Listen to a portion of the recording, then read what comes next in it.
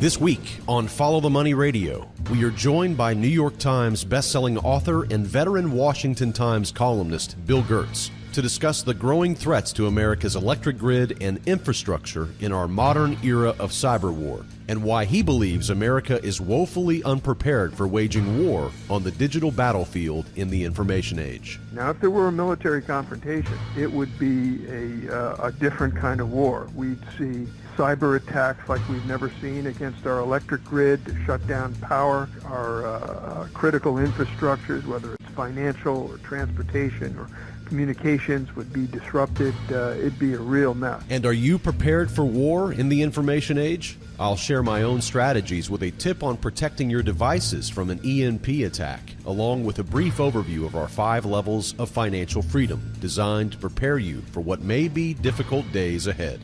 All that and more lies straight ahead. My name is Jerry Robinson. I'm a Christian economist and an investor with the heart of a teacher. So hop aboard, buckle up, because the train is departing the station.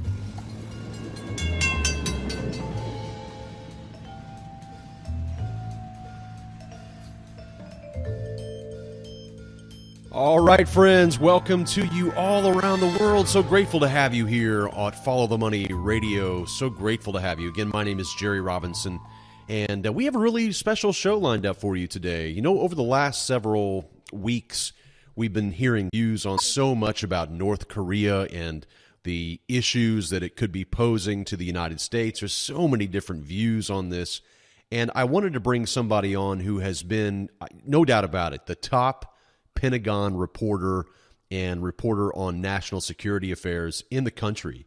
His name is Bill Gertz. He has been at the Washington Times for many, many years. He also is the senior editor at the Washington Free Beacon. And when you think of the Pentagon or you think of national security, you know, Bill Gertz's name often comes up. He's written many books on the topic. And I wanted to get his take on especially one of his latest articles that he had put out in the Washington Free Beacon, which was titled Korean Nuclear Test Furthers EMP Bomb, because we just heard from North Korea for the very first time that they had actually threatened to use the EMP, or the electromagnetic pulse, which is an attack or nuclear set-off over the country in space, which would have the effect like a solar storm, like a really bad one, that could knock out communications. It could knock out much of our infrastructure. It's just a nightmare situation. And, you know, there's a lot of alarm around this topic. What I like about Bill is that he's not going to use it to scare you necessarily, but he is trying to sound the alarm. And I think on this particular topic, he and I certainly agree that we need to be prepared much more than we already are. So I want to bring him on right now and go ahead and head on into that interview right now.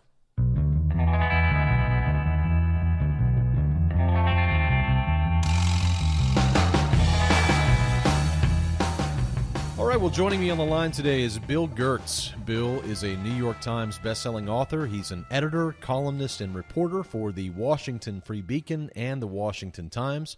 His latest book is entitled War and Peace in the Information Age. Bill, it's great to have you back on Follow the Money Radio. Hi, good to be on the show. Absolutely. Bill, your latest book, War, you make the case that America is at war, but most of its citizens don't realize it, and that is very true. Share with our audience a little bit about your new book and why this new era of warfare, which is increasingly being waged on the digital battlefield, is so dangerous. Well, the central thesis of War is that we live in an information age and we're under information attack from adversaries, primarily China, Russia, Iran, North Korea, and ISIS, the terrorist group, as well as other Islamists. And I make the case that while we're being attacked, we've lost as a country the capability of identifying this threat, and more importantly, our government has been unable to produce institutions and capabilities to counter this information attack, this information assault. And probably the reason is that my business, the news media, has really fallen down on the job. We're not focused on the threats to our country. We're not focused on the threats to our society and our freedoms and our liberties. So that's really the central focus of the book. What do you mean, Bill? I mean, all we hear about is Russia on the mainstream press right now, about how terrible Russia is. Of course, Russia is posing an information threat to the United States, but there is a lot of politics in that message, isn't there? Yeah, I think the events of the 2016 election certainly highlighted the information threat, and clearly I deal with that in the Russia chapter of my book, looking at Vladimir Putin and his efforts to really focus on making the United States Moscow's main enemy. But I think a greater threat is posed by China, and the reason is that China is orders of magnitude more powerful than Russia right now, although they don't have the same nuclear arsenal. The Chinese economy is probably 5 times the Russian economy, and the Chinese are aggressively using information, whether it's cyber attacks, whether it's influence operations, whether it's legal warfare, whether it's media warfare. And the whole point of their effort is to weaken and ultimately destroy the U.S. as the leading power in the world, and to replace the U.S. with the Chinese system that is anti-democratic, dictatorial, socialistic, and definitely something that would be an extremely negative thing if China's system were allowed to prevail throughout the world. And that's why I say it's really warfare, because they're aggressively going after us, and the U.S. Is basically ignoring that threat. You've been talking about that for some time. Your book back in 2000, The China Threat, How the People's Republic Targets America, was an eye-opening read. There was another book put out by Michael Pillsbury, you may be familiar with, The 100-Year Marathon, which details a lot of the same things you were talking about, how they use these covert methods. But at the same time, you also have people who look at the South China Sea, and they look at the number of military bases that the U.S. has spread out across the world, and they say China is simply reacting to an aggressive U.S.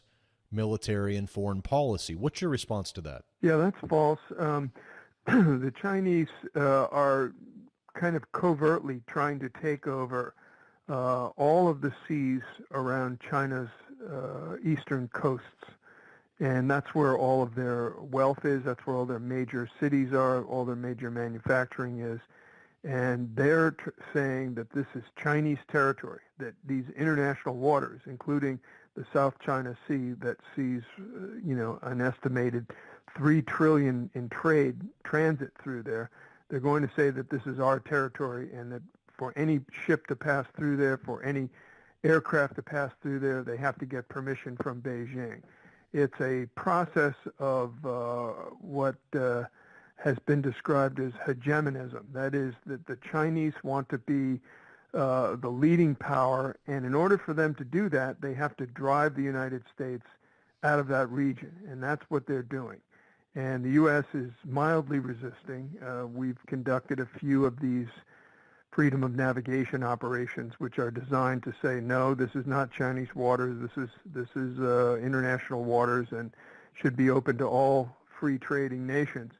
And yet they keep pushing harder and harder against that. And the real danger is that this could result in some type of a confrontation, that the Chinese have been building up their military forces with an incredible array of missiles and high-tech weaponry, and their generals and admirals are itching to use that force, and they're itching to use it against the United States, which all you have to do is read the Chinese press and see the vitriol that the Chinese government spews on a daily basis against the United States as an imperialist power that's trying to take over China, all lies. And yet they've kind of whipped up this hyper-nationalist xenophobia in China that's very dangerous, and it could lead to a confrontation. Now, if there were a military confrontation, it would be a different kind of war. We'd see cyber attacks like we've never seen against our electric grid to shut down power. our critical infrastructures, whether it's financial or transportation or communications, would be disrupted. It'd be a real mess. This cuts to the core of your book, because when we think of warfare, we think of traditional warfare. And that's why I think so many people today don't feel like we're at war. In fact, when you think about it, Bill, we haven't had an appeal to sacrifice for any kind of war we've engaged in since World War II. I mean, many of the wars we fought since that time have been covert. They have been in a way to prevent having the people to make the decision to go to war because they're often reluctant. And so they have used the War Powers Act and all of this. But today, you're suggesting in this book that we're in a great amount of war, and the American people are kind of had their eyes closed to it. In your latest, one of your latest articles you wrote in the Free Beacon, of which you're the senior editor at the Washington Free Beacon, the headline was "Korean Nuclear Test Furthers EMP Bomb." First sentence of the article: North Korea, for the first time, and this is important, for the first time this week, revealed plans for using its nuclear arms for space-based electronics disrupting EMP attacks. We've often heard about the EMP threat, but this is the first time that North Korea has actually threatened it. Yes, and there's been a big debate here in the U.S. between many who are very alarmed by the threat of the use of a nuclear weapon in space to disrupt electronics, all electronics over a 1,000-mile area. And on the other side have been arms control naysayers who say that it's not a real threat. Well, now we've got the first proof, and that is that in the state-run North Korean news outlet, they announced that one of the uses of this new thermonuclear bomb that was tested on a couple of weeks ago, this could now also be used in an EMP attack. And EMP is where you fire a nuclear missile in space and detonate it, and because there's no air there, you don't create the kind of destructive damage that's on the ground, but you do create an electromagnetic pulse, which is a very high voltage burst that basically fries all electronics in its path. And they've admitted they have it. The day after they announced that, they had an article in the state-run party newspaper which talked about saying that the EMP is a strike weapon. And the question you can raise is, would the North Koreans who have used simulated videos to show New York and Washington in flames from kinetic nuclear attacks, would they use a EMP attack which would be less than kinetic? And the answer is yes, especially if they used it against Japan or South Korea or the U.S. It would complicate our retaliation. Now, if they attack us with a nuclear weapon, they're going to be destroyed by the U.S. If they perhaps set off an EMP attack in space, then the question is that enough to warrant a U.S. nuclear retaliation against North Korea? So it creates a lot of complications for our strategic nuclear capabilities and decision-making. Bill, does the Pentagon have a defense against an EMP? We have some, but not very much. For example, our nuclear communications and our nuclear weapons are protected against EMP, obviously. They're going to be the first target in any strategic nuclear strike. And so you want to make sure that the ones that don't get destroyed in a nuclear blast are not disrupted by the EMP from that blast. As for our critical infrastructure, it's not protected. And a number of people, including former CIA Director James Woolsey, have been sounding the alarm on this, that our electrical grid would be destroyed, and it would take months, if not years, to reconstitute the electrical grid. First of all, we don't make transformers anymore, so we'd have to import transformers. We're currently not stockpiling them. So it would be a devastating disruption of our society. It would trigger chaos. It would literally turn the lights out and put us back into a different time period in U.S. history when there was no electricity. And of course, we're an extremely wired country, and everything we rely on is electricity. We talk about critical infrastructures, the 16 different critical infrastructures, but the most critical of all is the electrical grid, and that's very vulnerable to this kind of EMP strike. I guess the EMP would be similar to even a solar energy burst, similar to what we saw back in 1859, the Carrington event, where if we had something of that magnitude today, whether from an EMP or from a massive solar flare, I guess it would be the same regardless. What are the realistic options, Bill, left for dealing with North Korea? We've heard over and over there is no military option. And I know you go into your book and in your North Korea chapter. I think that the immediate thing that the Trump administration should do is, first of all, we need a shift in policy. The Trump administration announced that their policy towards North Korea was the same as the two previous administrations, and that is we're not seeking regime change in Pyongyang. We're only seeking a denuclearization of the North Korean regime. That's just never going to work. That's just that's a formula for disaster. It's been a formula for disaster. This is a regime that has been identified by the United Nations in a recent human rights report as engaged in crimes against humanity, its own people, starvation, torture, human rights abuses of the worst kind. We've also seen it engaged in proliferation, and now we see nuclear threats throughout the region and against the U.S. And part of the problem there is that we have not stated, hey, it's time for this regime to go. It's time to reunite the peninsula with a democratic regime. And the reason we haven't done that is because of China. And the reason that China has played what I call a double game on North Korea, saying they want to help the U.S. denuclearize it, but really supporting this horrendous regime in North Korea, is that they have a defense treaty with North Korea. And it's very broad. That says that any attack on North Korea will be considered an attack on China. And therefore, the Chinese military, and we can hear their political leaders say all kinds of lies about how they want to denuclearize or they're upset with North Korea for its nuclear tests. But the reality is the militaries are joined together in what Mao Zedong once said was as close as lips and teeth.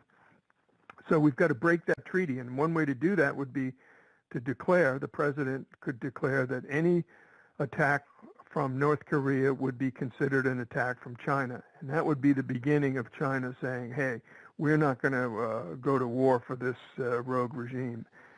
As for information, long term, I think the solution to replacing that regime is what I outline in iWar, which is to use information means, information operations. And to do that, we'd have to waive sanctions on imports, exports to North Korea of telecommunications infrastructure, computers, cell phones, and the networks that run them. And once we get the country wired up, even though the North Koreans would try to maintain totalitarian control over those information networks, the Korean people are extremely innovative, and they'd find ways to break through that information blockade.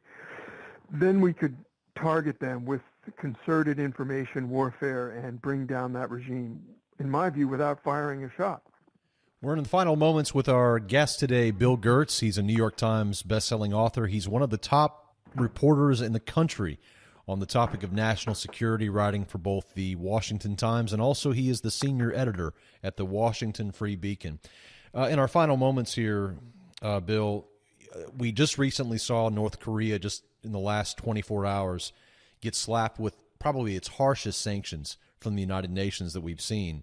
Could these tighter sanctions cause North Korea to potentially resort to selling its nuclear technology into the black market or related technology into the black market to other countries to raise money? Do we have any evidence that this has already happened? Is that a fear of yours? Definitely. They've pretty much sold everything they've had up until this time in terms of missiles. Their nuclear arsenal is estimated to be anywhere from 20 to 60 warheads. Now, how efficient and how small and how useful they are is not known because of the tight secrecy of North Korea, but clearly they could definitely sell these weapons to gain money as well as to undermine the U.S. efforts to squeeze them with sanctions. Hopefully, we'll be able to sanction the banks in China in particular that are basically facilitating most of North Korea's trade. Again, 90% of North Korea's trade comes from China, so it's clear that whatever sanctions, and North Korea is clearly the most sanctioned country in the world. We've had a decade of sanctions, and frankly, they haven't worked at all. So obviously something needs to be done to make sure that those sanctions are real and impose strict costs and penalties on not just North Korea, but on the facilitators in China. I really appreciate your time today and your insights, Bill. Before we let you go, would you tell our folks how they can learn more about you and your work and also your latest book? Oh, sure. Yeah, iWar can be purchased online at iwarbook.com, and also I have a website, which is the Gertz File, and it's gertzfile.com, GERTZFILE.com, and you can follow me on Twitter at Bill Gertz. Fantastic. I sure do appreciate your insights today. Thank you, Bill. Thank you.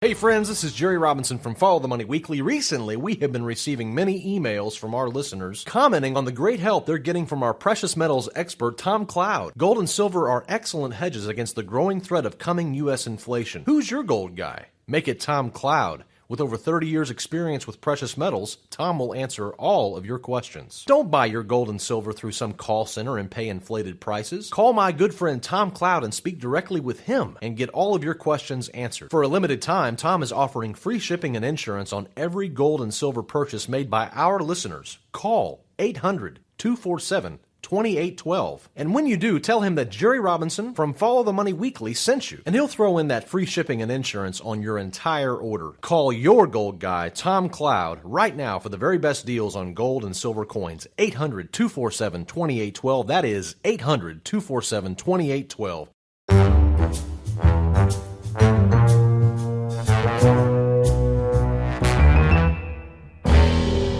All right, friends, welcome back to the program. So grateful to have you here. Thanks for sticking around. We have a lot more lined up for you today. We're getting ready to dive into a clip of me on another podcast. I was invited on the Reluctant Preppers podcast last week, and I was asked about our 5 levels of financial freedom, and I was able to condense the 5 levels down into about, I don't know, maybe 15 minutes or so. So you'll have a chance to listen to that in just a minute. We'll play that clip. But just to go back for a minute and talk about what Bill Gertz was talking about with the EMP. You know, this has been a threat that's been around for a very long time. There was a real popular book put out called 1 Second After. You may have heard of that book before. But there's just not a whole lot of preparedness that's going on at the national level. And I think that's one of the concerns that I have as I look and see what's happening, around the world as tensions grow. Bill's book, I War, War and Peace in the Information Age, is really talking about this new kind of cyber war that you and I just got to realize is just part of our future. I mean, it's much easier. Think about it. It's much easier today to actually launch a hacking attack, a cyber attack, or even an EMP through a satellite. And that's exactly what they're watching now. There have been many satellites sent up into the air, and these satellites can actually carry nuclear weapons, and they can be moved over countries. I mean, this is the new reality that we're in. It's much easier for a country to do that than it is for them to load up some nuclear bombs on a plane and then fly that plane over a country without being detected. I mean, that's... so it's a very different world that we're in today. And how do you prepare for that? I think that's the thing that we have to keep in mind as we try to be good stewards of the resources we've been given, not only our financial resources, but even more importantly, the family that back in 8 have been given. Our wives or our husbands, our children, our grandchildren. We have to use wisdom in these days. And I told you I was going to give you a step or a tip on how to protect your devices in the event of an EMP. But this is really also a tip for a solar flare. Back in 1859, there was this solar storm known as the Carrington event that we have had people on to talk about in the past on our broadcast here, that it was just a massive, massive solar storm that would carry the same kind of ramifications as an EMP, for example. And this happens occasionally. The sun will spit out a massive solar flare, and it causes a geomagnetic solar storm that, once it hits Earth's atmosphere, from that point on, it really can disintegrate many of our communications devices. Back in 1859, when this massive solar storm occurred, all we really had were things like the telegraph and things like that. Those things got fried. But we did not have the kind of information flow and communication devices and communication infrastructure that we have today. So just another one of those storms, could create a situation that could send us back to the Stone Age for a period of time. So we are very dependent upon the sun agreeing not to do this to our overall communication infrastructure, and we can't plan on that. So we need to be ready. So one way that you can protect your devices, and look, I'm not a scientist, not a PhD scientist or anything, so I'm just telling you this from my own perspective. And time will tell whether this actually works. But I'm going to provide you a link in today's show notes to what I use, and that's something called the Faraday cage, named after Michael Faraday.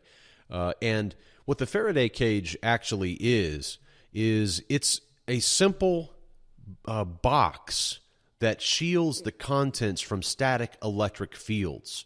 And so the electromagnetic radiation that's all around us intensifies through an EMP or through a massive solar flare. And what it can do is it can actually destroy the electrical components of your smartphone, of your computer, of your television, of every communication device you can think of, anything that's electronic in solid state. You can even think about your vehicle, your cars. If you don't have, I think there's a few cars that are immune. You could drive a 1965 Volkswagen Bug and you probably wouldn't be hit by an EMP. But there's only a few cars out there anymore that you can actually drive that wouldn't be hit by some sort of storm or EMP like this. But what I do is very simple. If you can find an old microwave or you can find an old refrigerator, and you can keep your contents in that, assume that it's sealed up properly, but you have to do one extra step. So let's say you have a device that you're concerned about and you hear there's a solar storm that's coming from the sun and you're worried about your devices. What can you do? Take that old microwave, take your device, and line that microwave or that refrigerator with some sort of lining. What I use is cardboard. And so you can place a cardboard box in there. Basically, you don't want the device touching the metal on the inside. Then it ruins the whole point. But if you can keep that lined with cardboard, place your device in that old microwave or in that old refrigerator, sealed up, and keep it on that cardboard, then very likely that device is going to survive an EMP or a solar flare, right? So, and that's from my own research, and that's what I do. Now, I don't have all of my devices in a Faraday cage at all times. That's, of course, my own makeshift Faraday cage. You can make all different kinds of these things. But to me, an old microwave you can pick up at a garage sale works wonders. Line the thing with cardboard. Throw your cell phone in there if you think there's going to be an event. Of course, you can't protect it against a black swan. But, whatever you can do is wise to have on hand. So I'll provide a link in the show notes today about how you can kind of have your own do-it-yourself Faraday cage to protect yourself from a solar storm or an EMP. But now I want to enter into this audio clip that we have of our 5 levels of financial freedom. You can find these online at ftmdaily.com/5 levels. But here's a really nice 15-minute overview of how to get started if you want to prepare your finances for uncertain days ahead.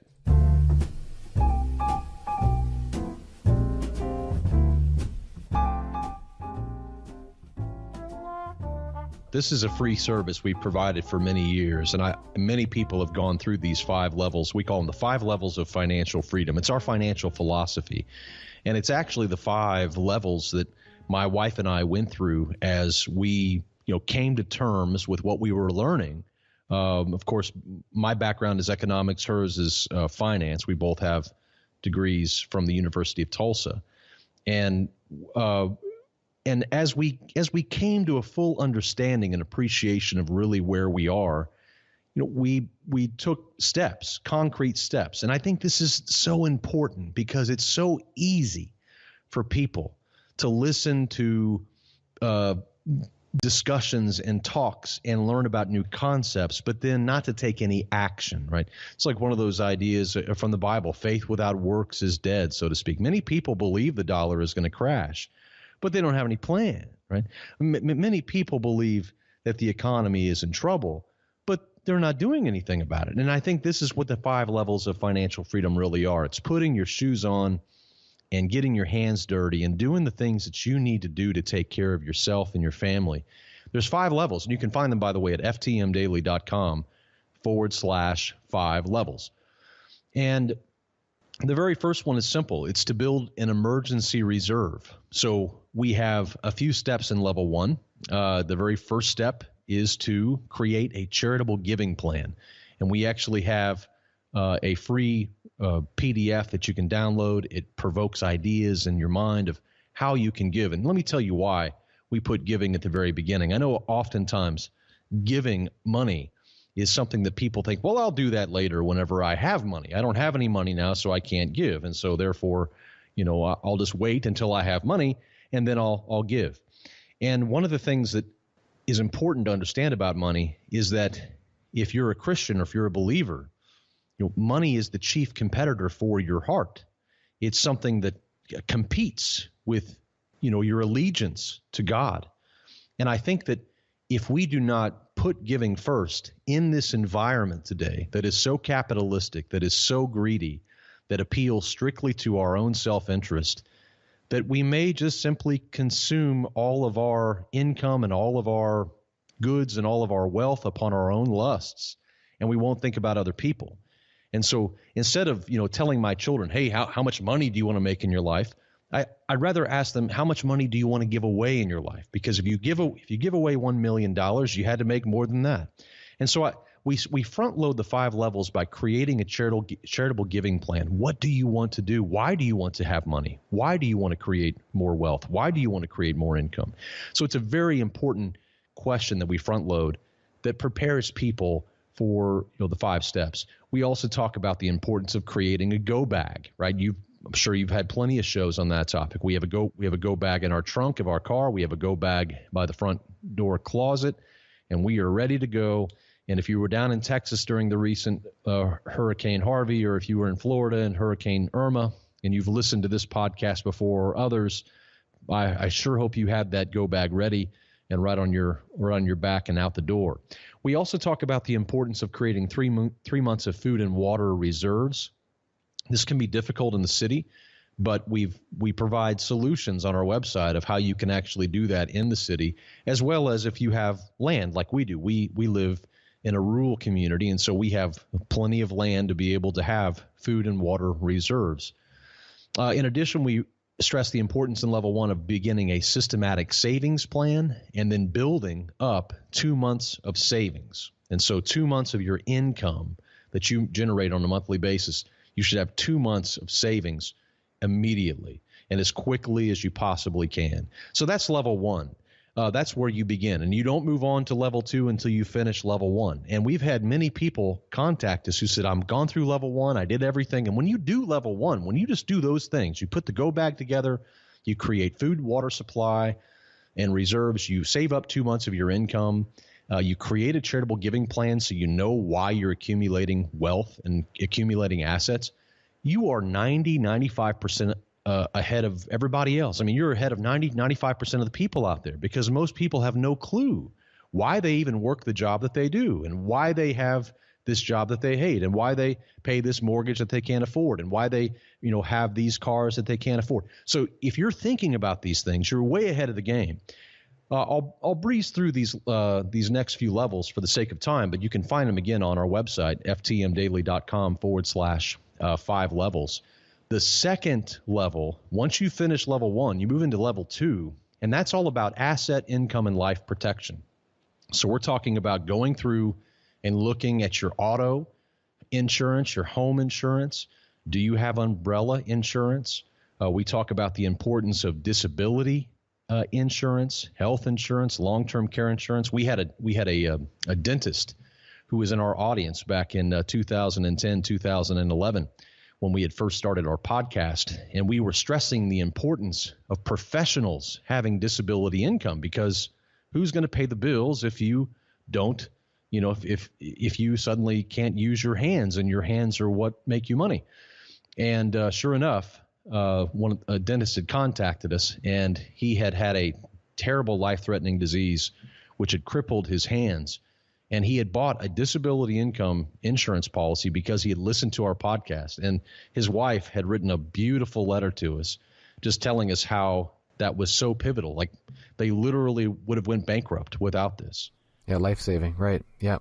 Life-saving. And it's these kinds of things. It's these kinds of things that make the difference. So disability insurance, health insurance, long-term care insurance, life insurance, wills and trusts. The fact of the matter is that if your son or daughter, your small son or daughter knew about life insurance, knew about wills, they would probably tell you to take care of them. But do it cheap. Oftentimes, there's no one to speak for them. And so if something happens to daddy or mommy, they are often left in a really bad situation. So we need to take responsibility for our own. And that includes by, drawing up a will. You can even do a holographic will if you have to, but you can always do a cheap will if you need to. But I always encourage people to visit with an attorney on things like this. I think it's very important to get wise counsel. There's wisdom in the multitude of counselors.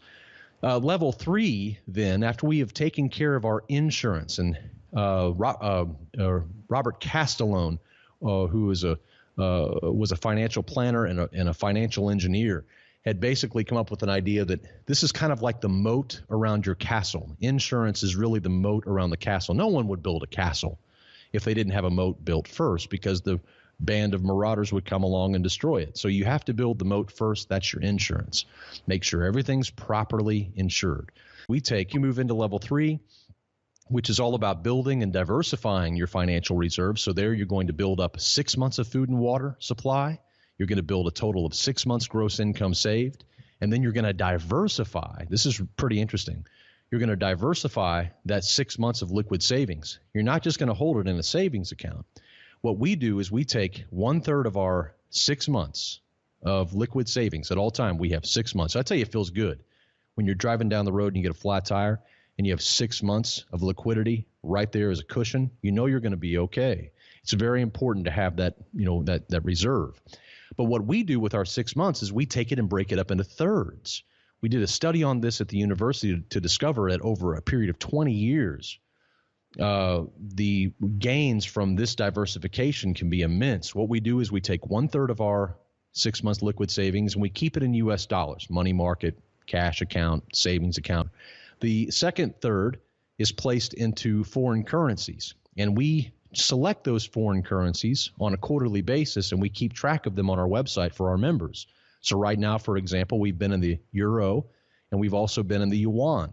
These two currencies have they're both up maybe 10, 15%. They're like stock-like returns this year, whereas the dollar is down, as we mentioned, 7, 8, 9%. So by diversifying into foreign currencies, it helps you protect against that kind of a drag upon your currency. And then in the final third, we put into physical metals. So that's how we diversify our 6 months of liquid savings. After level 3, we move into level 4. And this is where the investing begins. So many people tend to think, well, I need to invest. I'm 18. I need to start investing. No, you don't need to invest. You need to save. Saving and investing are two very different things. Whenever I was 21 and I got my first real job, at a corporation, I was told by the 401k meeting that I went to that I needed to stuff my money into the 401k because the company was going to match. And in fact, I was told to stuff as much money as I possibly could into that thing. Well, at 21 years old, I'm young and dumb, and I take my money and I just max out my 401k, right? So I don't have any savings. I think that I'm saving, but I'm actually investing in this 401k. So whenever I go to buy a house, I don't have a down payment. Whenever I want to furnish my home, I have to use credit cards, right? Because I've put the cart before the horse. So if you're 21, you're 18 years old, you need to save some money. You need to have some cash. You've got to have some cash. You've got to begin saving and putting in these good principles. There'll be time for investing. There'll be plenty of time for investing, but you have to build a reserve first. And that's how these 5 levels are built. So level 4 is all about investing broadly across various asset classes. We teach the importance of PACE for inflation protection. PACE is an acronym for precious metals, agriculture, commodities, and energy. We track all of those ETFs on our website, and we give uptrend and downtrend alerts for all of our members. We tell you that it's very important to avoid overweighting in any one area. And we also stress the need to take your cash reserve and, of course, keep 6 months of liquidity at all time. But excess cash that you don't know what to do with, trade it for cash flow when possible. And so we teach the importance of building and creating multiple streams of income. And on our website, we have 22 different income streams that you can create both now and in retirement. It's our income universities for people who are wanting to boost their income. And then finally, level 5. Level 5 is the advanced investing, the speculative investing. This is typically where the 18 or 21-year-old begins, right? He starts here. He assumes that he needs to begin here. But this is not for somebody who doesn't have 6 months of liquid savings. This is not for somebody who has never really invested before. This is not for somebody who doesn't even have a go bag. You know, it has to be put in the proper order. But level 5 is all about opening your own business, investing in real estate, investing in other companies, investing in as a venture capitalist, stock and option trading strategies. And so it's very important that we put the horse before the cart, so to speak. And that's what the 5 levels of financial freedom are all about. So you can find those online at ftmdaily.com/5 levels. But I want to just kind of close that part out by saying that, you know, time is the ultimate commonality. Every single person is given 24 hours in a day. Success is found in how you use that time that you have been given. You know, there's 3 different kinds of people in the world: those who make things happen, those who watch things happen, and those who talk about what happened. The big minds talk about ideas, the average minds talk about things, and the small minds talk about other people. So it's important, I think, that it's not just the actions that you take, but it's the mindset that spurs those actions on. So if you're concerned about a dollar crash, if you're concerned about the economy, if you see the writing on the wall, well, the solution isn't to read, you know, a million books or to talk to friends about it all day long. The solution is to take action and have the right mindset towards it. And then those actions will turn into fruit, you know, for you to enjoy whenever the stuff does hit the fan, unfortunately.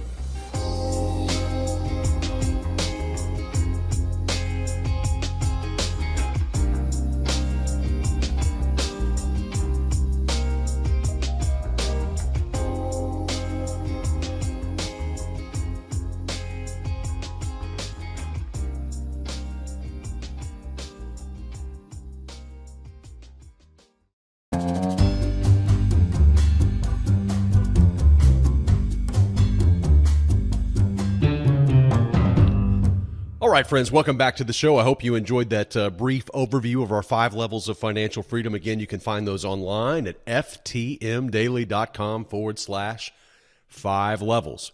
You can either spell the word 5 or just use the number 5. Either way, it'll get you there. All right, so in today's trading tip, we get questions all the time from many of you, and I love getting your questions. One of the number one questions we get from our audience is, what about penny stocks? Should I trade penny stocks? Why do people ask about penny stocks so much? Well, typically because many people don't have a whole lot of money to trade when they get started, and so they look for these cheap penny stocks. Well, let's talk about them. What are they, and should you trade them?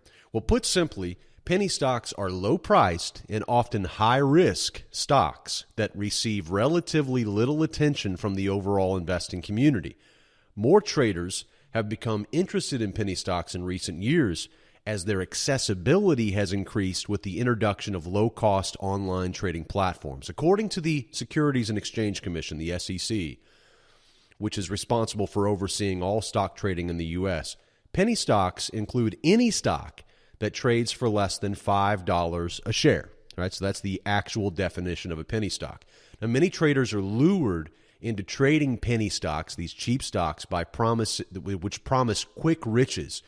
After all, if you can buy a stock that's trading for a quarter and then you can later sell it for 50 cents, then you just doubled your money. That's 100% profit. That certainly sounds more reasonable and more fun than having to buy a stock at $25 and waiting for it to double in price to $50. Additionally, at such low cost per share, it's theoretically possible to earn much more profits by trading penny stocks than higher priced stocks. However, and it's a big however, penny stocks are often plagued by extremely low volume. And you know what I think about that. We've talked about that before. That's not a good thing. And because these stocks carry such low prices per share, they are much more prone to market manipulation. Now, one form of penny stock manipulation is known as the pump and dump scheme. That is, fraudulent traders will purchase large amounts of the stock and then begin pumping or promoting the stock to the public, maybe through an online stock trading chat room, or even worse, if you're a newsletter publisher and you do this, you can get in real big trouble with the SEC.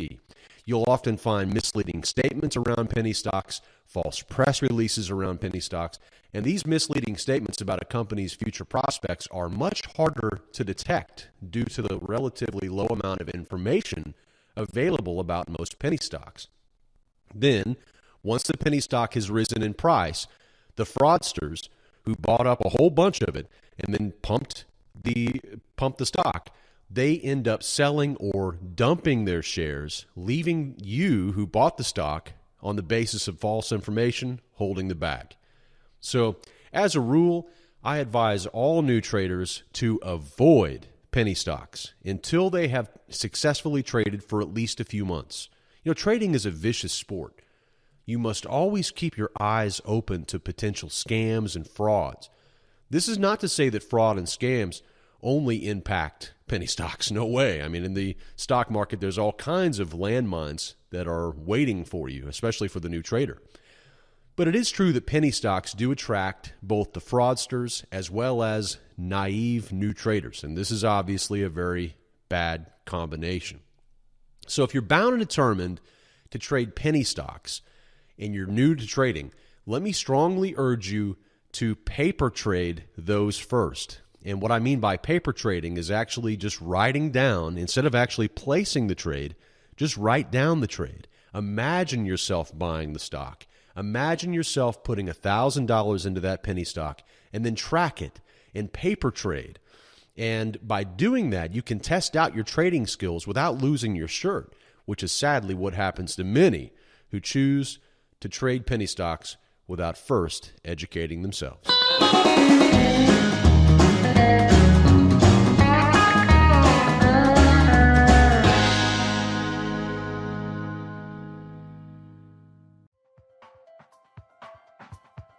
Hey friends, Jerry Robinson here from Follow the Money.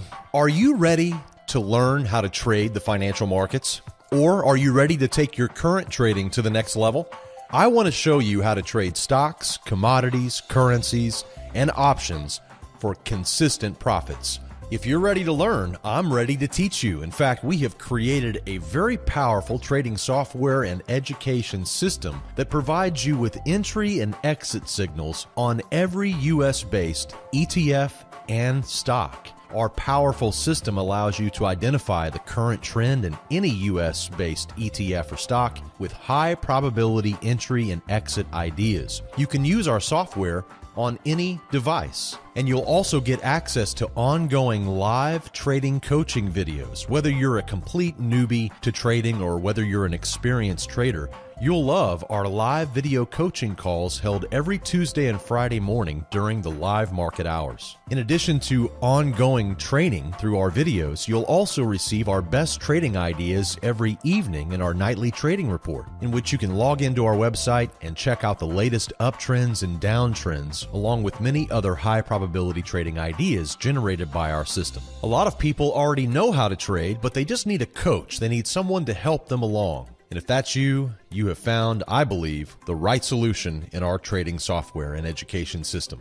And right now, we are running a very special deal for 7-day free trial for our entire trading system. Try out our system. See if it's right for you.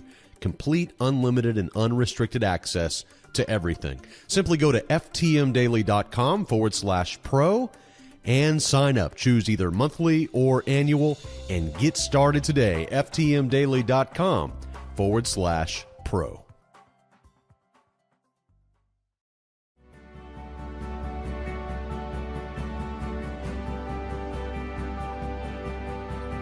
Hello everybody, this is Mike Mitchell from Strategic Wealth Partners and Christian Advisor Referrals, coming to you again with a segment from Sound Retirement.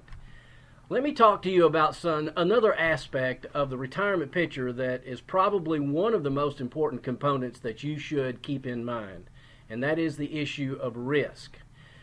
Many of the planners out there in the market and the field today are telling us that the most dangerous segment of time when a person enters retirement are the 5 years just prior to their retirement and the 5 years just preceding their retirement start date.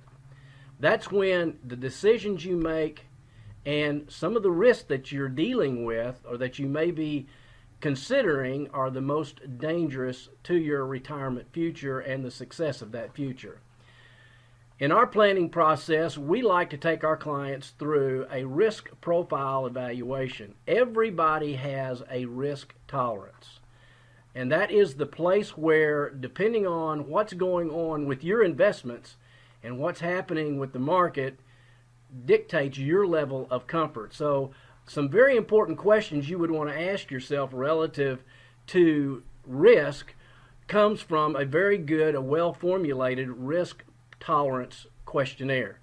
Here's a couple of questions that you might find on one of those questionnaires. Let's assume for a moment that you have a portfolio and in the short term you've just lost about 14% of its value. What do you do? Do you sell out of that investment immediately so that you don't have to worry about it? Do you reposition and hope to recover? Do you hold on and wait till it comes back? Or do you actually go out and buy more of that investment because you know the prices are different? Let's also assume that you have been in a game show and you've just won $10,000 and reached level 1.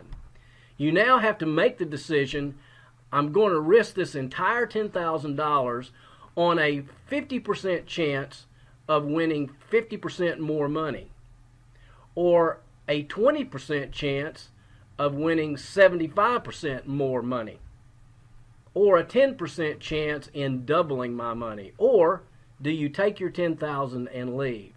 These are all questions that will help peg your risk profile.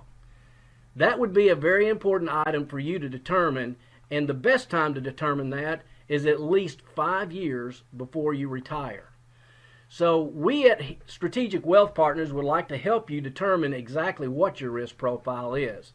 And if you will contact us at our toll-free number, 866-533-2055, we will help you determine what your risk tolerance is so that when you enter retirement, you know that you will be entering a sound retirement.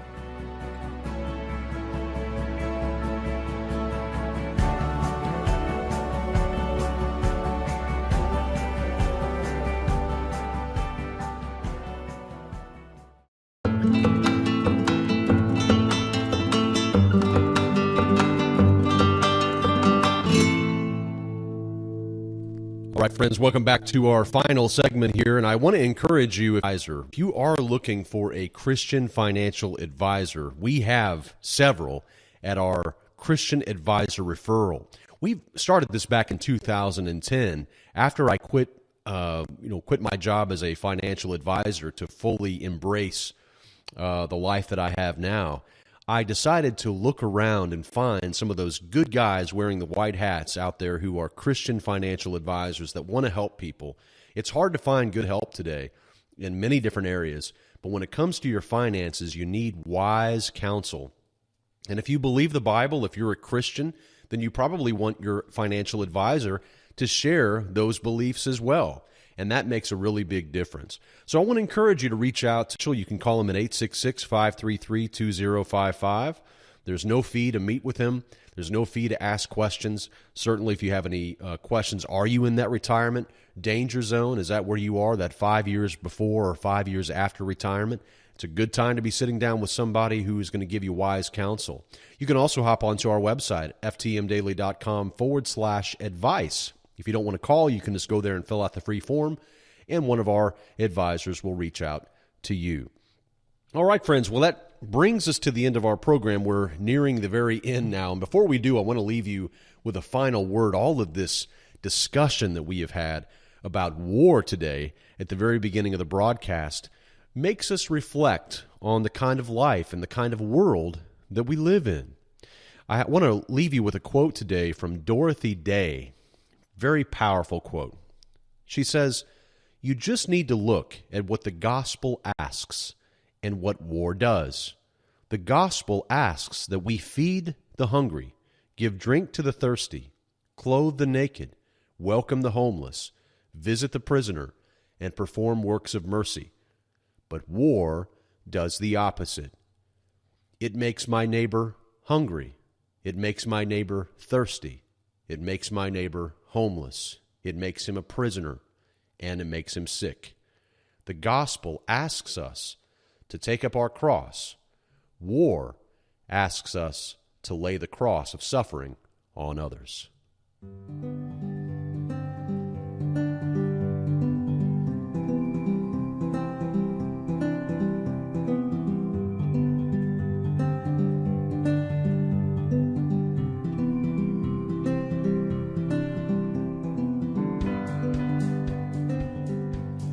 All right, friends, and that brings us to the end of our program. Thank you so much for choosing to allow me into your life each and every week. It is a true honor to be a part of your life right here every week on this broadcast. Don't forget to tune in. Next week, we'll have more for you. And remember, when you want the truth, just follow the money. Until next time, God bless.